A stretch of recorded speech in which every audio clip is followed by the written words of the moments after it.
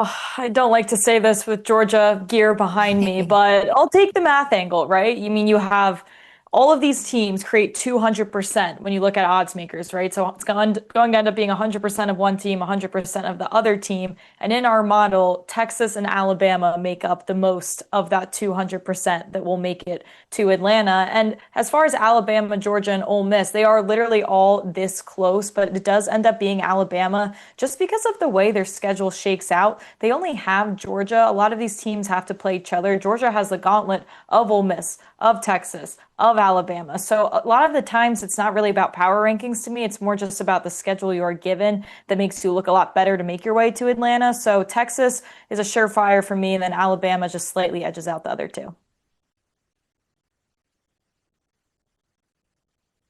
I I mean, UNITY. I mean, good gravy. Like this is where you've got the alignment of both being able to have the bounce back from the disappointment of 9-3, but also be able to have the schedule necessary to be able to get there. Because if Alabama doesn't totally trip over its own 2 feet coming down the stretch, I mean, only able to score 3 points against Oklahoma in November on the road in Norman.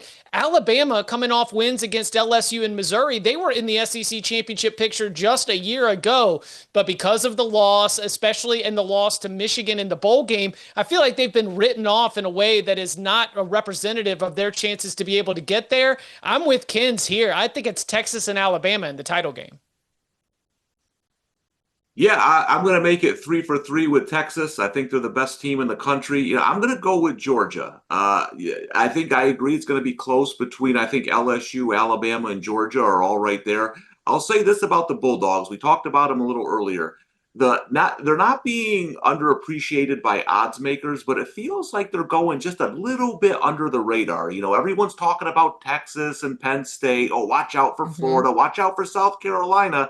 No one's really mentioning Georgia this year, and I'm wondering if Kirby can use that as some extra motivation. I mentioned in a previous segment, the rush defense has to improve, but if Gunnar Stockton's the real deal at quarterback, give me Texas and Georgia in the championship game. All right. Oh, Chip.